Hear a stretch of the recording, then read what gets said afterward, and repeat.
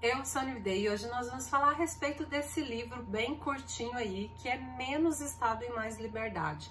Esse livro é muito bom. Olha, eu não sou de fazer marcação em livro, vocês sabem disso, mas esse não teve jeito. Várias marcações aqui, eu coloquei alguns post-its, grifei a lápis aqui algumas coisas para abordar aqui com vocês.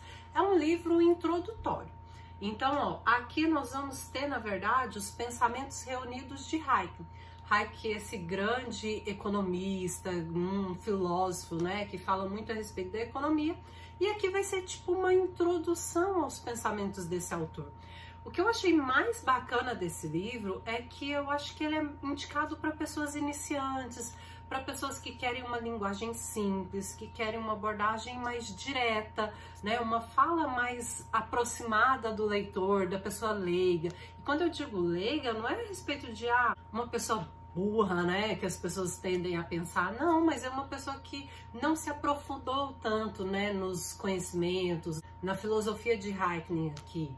Então, eu acho que esse livro é maravilhoso. Agora, uma coisa, eu fiz unboxing desse livro junto com outros aí, e lá no site da Amazon estou falando que esse livro é de capa dura. Eu vou até colocar aqui para vocês, né? Fala que o livro é em capa dura, mas não é. Gente, eu paguei muito barato nesse livro, então tanto faz, né? Tipo, não me importei com esse fato, mas é bom deixar um detalhe para que as pessoas não se decepcionem aí quando o livro chegar e não for em capa dura.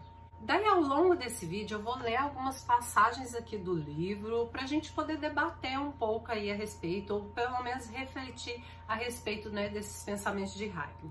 E aqui uma coisa que ele fala na página 43 no segundo parágrafo, né? Em primeiro lugar, uma economia de mercado permite que pessoas, visando o próprio interesse, prosperem economicamente apenas servindo ao interesse dos outros. O empresário mais ganancioso consegue lucrar somente por oferecer bons negócios que são valorizados pelos consumidores. Da mesma maneira, o consumidor mais ganancioso consegue obter aquilo que quiser apenas por pagar aos fornecedores aquilo que eles acham atrativos. E aí, o que está falando aqui? Às vezes as pessoas têm aquele pensamento de que o empresário ele tá sempre querendo levar vantagem em cima do consumidor, ou o contrário, né? Às vezes o consumidor que é visto sempre só como aquele que quer o menor preço, ele quer levar vantagem em tudo, ele quer pagar menos do que o produto oferece. E aqui fala, né, que mesmo o empresário mais ganancioso, ele só vai obter esse lucro se ele tiver um bom produto a oferecer. Né? Se ele não tiver esse bom produto, os consumidores eles não vão ter interesse naquele produto mais.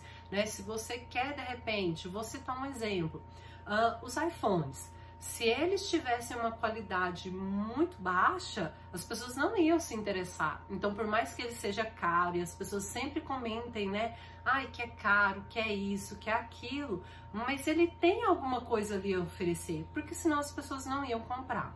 Daí na página seguinte, na página 44, diz assim: o mercado expande nossa gama de escolhas individuais de forma ainda mais profunda.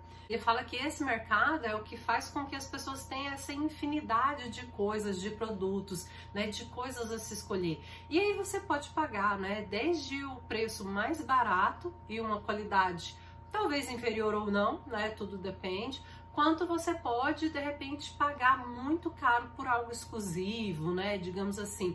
E aí, quem determina isso, né, se vai pagar ou não, é quem? É o consumidor, né, é você aí que vai decidir se você quer ou não pagar por esse produto. Aí vem, né, na página 46, gente, esse é um livro bem curtinho, já vou adiantar que ele tem aí 119 páginas, então vai ser tipo assim, ó, vários pontos, né, em páginas seguintes aí. Na página 46, ele fala uma coisa muito interessante, que é, na grande sociedade, cada indivíduo pode escolher e seguir suas próprias causas, inclusive causas nobres, e o indivíduo pode fazê-lo em conjunto com quantas pessoas conseguiu convencer a se juntar a ele. Causas maiores não precisam ser viabilizadas pela sociedade. Aí ele fala logo, né, ao contrário de uma premissa popular de que causas maiores não precisam ser viabilizadas pelas sociedades, essas causas podem ser escolhidas e definidas por indivíduos que interagem pacificamente uns com os outros dentro de uma grande sociedade. Por quê? Porque às vezes as pessoas comentam muito, tipo, né, falta causas sociais, né, por que ninguém faz isso, por que ninguém faz aquilo, outro. Mas na verdade, né, você como sociedade, você como indivíduo dentro dessa sociedade, você pode defender a causa que você quiser, né, desde que você busque aí essas causas e convença o maior número que for possível aí de pessoas. Quantas pessoas forem convencidas, vai estar participando ali daquela causa, né? E às vezes também falta, de repente, e eu falando, né? Eu acho que às vezes falta a iniciativa das pessoas. Elas reclamam muito, às vezes, nossa, mas e os problemas ambientais? Mas será que a gente não poderia criar uma iniciativa na própria cidade? De repente, no próprio bairro? Convencer outras pessoas, as redes sociais, né, a internet está aí hoje em dia para isso. Você pode convencer outras pessoas a participarem dessa causa aí com você também, né? Vai participar quanto mais pessoas, né, você conseguir convencer, que é a que fala. Então, se você está incomodado com uma coisa, de repente você deveria ser o incentivador. E aí eu vou citar uma coisa que eu particularmente, né, tive essa iniciativa, que é lá na escola onde eu trabalho, em criar uma biblioteca para os meus alunos. Era algo que me incomodava havia algum tempo, o fato deles não terem uma biblioteca onde eles pudessem pegar livros para ler e tal. E aí o que eu fiz? Com os recursos que eu tinha no momento, eu iniciei, né? E aí vira e mexe eu mostro para vocês aqui unbox, né? Algumas coisinhas a respeito de lá. E tem dado super certo, sabe? Eu vejo o interesse deles em ler. Às vezes uma coisa que as pessoas reclamam tanto, né? Adolescente não gosta de ler, adolescente não gosta de ler. Mas será que talvez não falta incentivo? Será que às vezes não falta essas pequenas iniciativas? E aí eu, ao invés de ficar reclamando, né? Eu fui lá e tive essa iniciativa e tem dado certo, né? Ainda bem, tem crescido aí, né? E é uma coisa que eu particularmente estou gostando muito, sabe? É o fato de que eles estão interessados, né? Então, às vezes, o que falta também é as pessoas tomarem esse primeiro passo, né? E, de repente, aí incentivar outras pessoas. Aí, no capítulo 4, vem falando a respeito de Estado de Direito, liberdade e prosperidade. Ele fala uma coisa aqui na página 48 que é importante compreender que, sem liberdade, os indivíduos são confinados a se comportar apenas da maneira permitida pelas autoridades governamentais.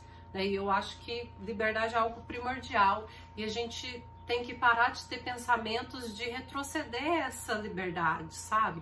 E a liberdade de expressão, liberdade de escolha, sabe? Eu acho que é uma gama muito ampla de liberdades que a gente não pode abrir mão, né, de forma nenhuma.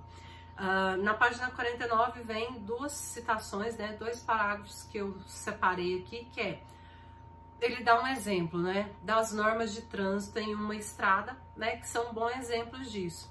As normas de trânsito, como limite de velocidade, semáforos, não visam a direcionar os motoristas a uma localidade em particular. O que essas normas, o que essas leis de trânsito, né, o que elas visam? Essas normas são feitas apenas para oferecer ao motorista o maior número de alternativas possíveis para que chegue ao seu destino, independente da rota que escolher, né, de forma segura e confiável, enquanto ao mesmo tempo garante a segurança de todos os outros motoristas. E aí o que a gente analisa aqui a respeito, né, desse fato? É que, olha, as leis de trânsito não estão aí para restringir onde você vai ou não, no sentido de, você deve ir somente para essa cidade, ou, você só pode ir por essa rota. Não, elas dão aí uma gama de diversidade de lugares que você pode ir, mas que você possa ir em segurança. E aí é uma das coisas que ele fala que as leis, por exemplo, em relação ao mercado, né, ao mercado consumidor, elas deveriam ser voltadas para isso, né, para garantir uma segurança do consumidor e do empresário e não para restringir onde eles devem chegar ou não. Não para restringir o que eles devem produzir ou não, o que eles devem comprar ou não, mas somente para dar liberdade para que os consumidores consumam o que desejarem, né, lógico, né, dentro da legalidade. E os empresários possam produzir dentro da legalidade, mais uma vez, né, os melhores produtos possíveis. E aí eles podem produzir a gama de produtos que quiserem, né, os diferentes produtos dentro de uma segurança. Então as leis deveriam ser para isso, né, para assegurar as duas partes e não para falar, olha, você só pode produzir 200 peças, você só pode vender para determinado local, né? Mas que desse liberdade com segurança para essas pessoas. Mais à frente, no capítulo 5, ele fala sobre que a legislação é diferente de lei, né? E aí ele dá vários exemplos. Eu acho interessante um que ele dá a respeito do estacionamento de um shopping center. Por exemplo, se você para perto de uma vaga e liga a seta, os outros motoristas que vêm atrás entendem que você está esperando aquela vaga e eles seguem para procurar outra, né? E aí, se você pode até tentar furar e pegar aquela vaga daquela pessoa que está esperando, mas você vai sofrer com isso, né? De repente, uma buzinada, começar uma briga, né? A pessoa querer tirar satisfação com você. Mas essa questão do shopping center, da vaga, de você parar e ligar a seta que você vai entrar naquela vaga daquela pessoa que vai saindo, isso é algo que não está escrito na lei, né? Que não está em lugar nenhum escrito que você ligou a seta, por lei você tem direito àquela vaga. Isso é uma coisa que a gente foi se acostumando, né? Não está escrito em nenhum lugar. E aí ele fala que algumas leis, por si só, elas já estão assim, impregnado no ser humano desde muito tempo. E aí na página 55 ele fala a respeito, a lei contra o assassinato, por exemplo, não é produto da intenção ou de um projeto humano. Nunca houve uma tribo ou uma sociedade em que o tirar intencional de vidas de membros pacíficos daquela tribo ou sociedade fosse aceitável e depois se tornasse inaceitável apenas, né, pelo que o ato de matar fosse errado por si só. E aí o que ele tá falando aqui, né? Claro, a gente sabe que existem tribos que têm alguns rituais, tinham, né, alguns rituais que aí matavam alguns membros, né? Às vezes a pessoa por livre e espontânea vontade ou não, mas enfim.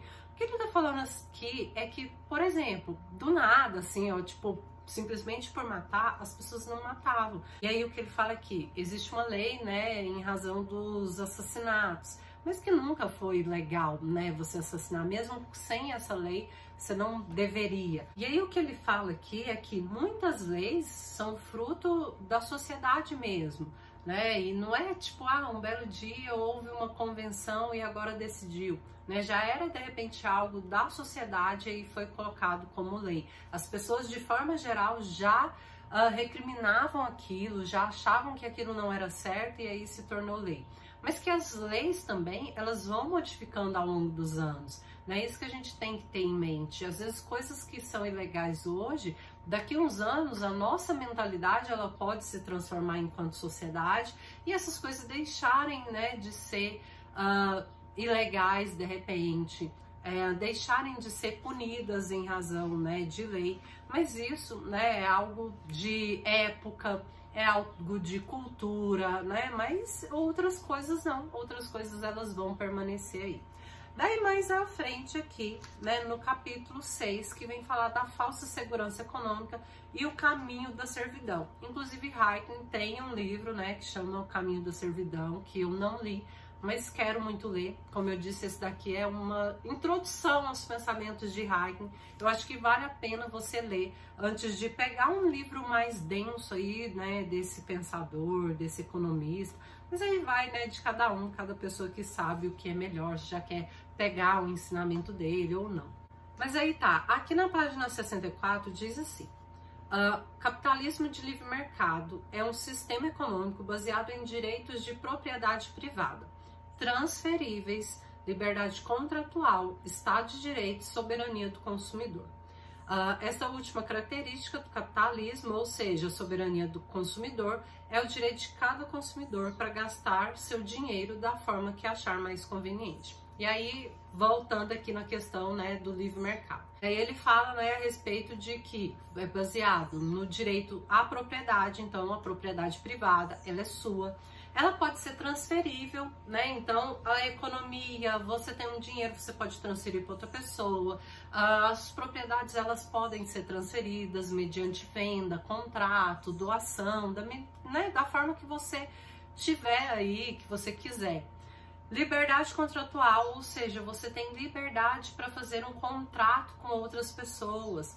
Estado de Direito, a soberania do consumidor também, né? E aí ele fala que essa soberania é a respeito de o consumidor poder gastar o dinheiro dele da forma que ele quiser, com o que ele quiser, né? Do jeito que ele achar que é o melhor.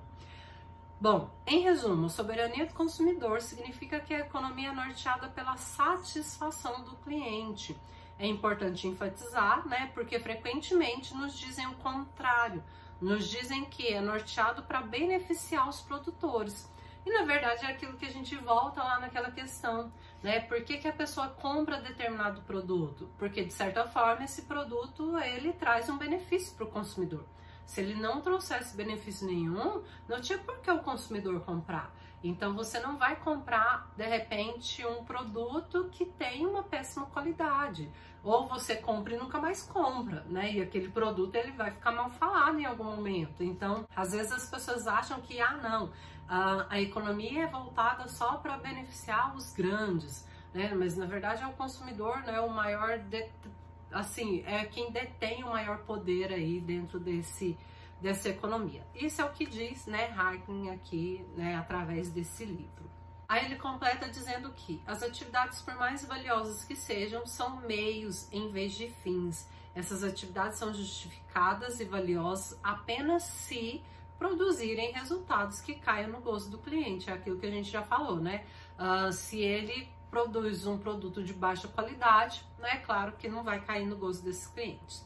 A liberdade dos produtos, né, é tão crucial e importante para o sucesso da economia. Então, você tem essa liberdade de produção, liberdade de produzir o que quiser, né, dentro, né, da legalidade, é claro. Há uma outra coisa, né, interessante que ele vem falar aqui é a respeito das políticas, né, adotadas por alguns governos. E é interessante que ele fala aqui, ó, qualquer que seja a política adotada pelo governo para proteger os produtores, essa proteção ocorrerá ao custo de outras pessoas. E o que ele vem falar mais a respeito? É a respeito de, por exemplo, vocês já devem ter visto, né, várias políticas de proteção. De repente, se um mercado, um determinado produto, ele está em queda e aí os governos adotam uma política para proteger aquele produto. Né? Claro que o Estado ele não está gerando dinheiro, então ele tem que pegar de algum local para poder investir naquilo. Seria mais ou menos isso aí. Aí outra coisa que diz é que, por exemplo, os políticos vão adotar medidas para proteger, sei lá, as montadoras de carros automotivos, né? E é claro que aquele segmento, né, ela vai aplaudir aquele ato dos políticos, mas que terá um custo para a sociedade em si, né? Então, o que ele deixa bem claro é que todas as vezes que o governo tenta proteger um segmento de mercado, ele vai ser aplaudido, é claro, né? As pessoas estão sendo protegidas ali pela economia, por uma crise, por qualquer coisa, mas que vai gerar um custo, né? Ele vai cativar as pessoas, mas vai gerar um custo ali. E aí disse: se o governo se mantiver comprometido a proteger contra os aspectos, né, nas mudanças econômicas, todos os que clamam por ela, os poderes do governo devem expandir-se até que reste pouquíssima liberdade de ação para os indivíduos. E aí, toda vez que os empresários inventam novos produtos que ameaçam a parcela do mercado de produtos já existentes, né, algumas empresas também têm essa resistência. E eu vou contar um fato que eu vi esses dias. Foi aprovado, né, um determinado caminhão aqui a rodar pelo Brasil, um caminhão que seja maior, né, ele vai conseguir transportar mais carga. E aí os comentários que tinham era assim, ó, tipo, então agora o pequeno, né, o caminhoneiro aí pequeno, autônomo, ele tá perdido, porque aí os caminhões grandes vão vir.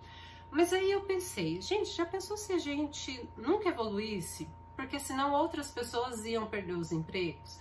A gente não quer ter computador, por exemplo. Por quê? Porque ao colocar os computadores aí, né, na sociedade, quem perdeu os seus empregos? Quem perdeu os postos de trabalho? As pessoas que trabalhavam com máquina de escrever, né? Elas datilografavam ali. E agora são cursos que não têm, né, o menor serventia. Mas outros cursos vão surgir, né? Cursos de informática, né? Outras coisas, outros postos de trabalho surgiram aí. Então a gente tem que ter esse cuidado também de, às vezes as pessoas não querem, né, que a economia avance, que a tecnologia avance, porque alguns postos de trabalho vão desaparecer, mas outros postos também vão surgir aí. Aí tem uma coisa muito interessante que eu acho assim, ó, que todo mundo deveria ler, é a respeito de vira e mexe, né? Acontece alguma coisa, as pessoas falam, deveria imprimir mais notas, né? Então, imprimir mais dinheiro. E aí ele alerta a respeito disso. O dinheiro que é impresso a mais, ele tem que entrar na economia de alguma forma. Ele não é simplesmente distribuído por aí, né? Então, se você imprime mais dinheiro, como que ele vai entrar no mercado, né? No mercado financeiro, no mercado ali? E aí, o que às vezes acontece? Esse dinheiro que é impresso a mais, ele é distribuído através de financiamentos, né? Empréstimos, de repente. E aí tá, as pessoas que pegaram aquele empréstimo, as pessoas que pegaram aquele financiamento, que tiveram acesso primeiro àquele dinheiro, elas vão comprar, elas vão empregar esse dinheiro em alguma coisa. Só que esse dinheiro, ele vai parar de vir, né? Tipo, eu peguei aquele dinheiro e acabou. Então, como eu não tenho mais dinheiro vindo para eu continuar aplicando na economia, os resultados dessa impressão vão vir em forma, né, de inflação. E aí ele diz assim, ó, uma vez que o fluxo da moeda nova entrando na economia essas pessoas não têm mais dinheiro recém-impresso para comprar e elas param de gastar, né? A demanda por automóveis, por exemplo, né, se você comprou automóveis com aquele dinheiro, voltará a cair ao mesmo nível anterior. Então chegou mais dinheiro, essas pessoas compraram de repente automóveis. Bom, agora o dinheiro não está mais entrando e os automóveis param de vender da mesma forma. Então, volta a exatamente aquilo que era antes. Então, é muito perigoso, né? As pessoas simplesmente saírem por aí imprimindo dinheiro, né? As pessoas acham que é tudo muito simples. Aí ele vem falando aqui a respeito, né, da inflação. A causa mais comum da inflação, segundo ele, é o aumento da oferta da moeda. E aí depois ele fala, a causa da inflação, por conseguinte, é muito simples. Crescimento excessivo baseado em oferta de dinheiro. Impedir a inflação é do mesmo modo simples, parar de injetar dinheiro recém-criado na economia. Na prática, né, em geral, é bem difícil de suspendê-la. Por quê? Porque, assim, tem medidas, gente, que não são muito populares. Então, se você frear essa dinheiro recém-impresso, você vai fazer com que os preços se elevem. Isso não é bom para a sociedade. Ninguém quer pagar um preço maior, é óbvio, né? Na página 93, ele termina dizendo que a dificuldade para conter a inflação é muito semelhante à dificuldade de soltar-se do rabo de um tigre, né? Por quê? Porque é o que eu falei, a sociedade ela vai cobrar, ela vai querer preços baixos sempre.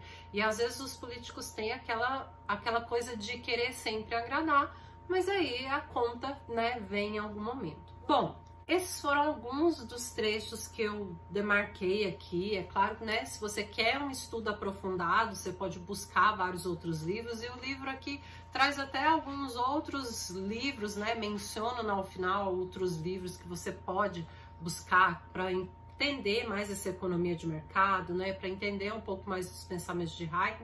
Eu particularmente amei. Acho que deveria ser, inclusive, analisado esse livro em escolas, de repente, né, nos anos finais, no ensino médio. Eu acho que é um livro muito bacana, que traz uma questão, uma visão da economia de forma muito fácil, muito simples, para que os adolescentes eles entendam também o que é inflação, né? Por que não se pode simplesmente imprimir mais dinheiro, né? Todas essas questões pequenas ali, né, que permeiam o dia a dia, que as pessoas ficam de repente em dúvida, né, você pode encontrar aqui. É um livro muito bacana, né? Muito fininho, você lê aí super rápido, mas eu acho que é um daqueles livros que você lê rápido, mas que vale a pena reler em algum momento. Eu espero muito que vocês tenham gostado do vídeo. Um beijo e até a próxima!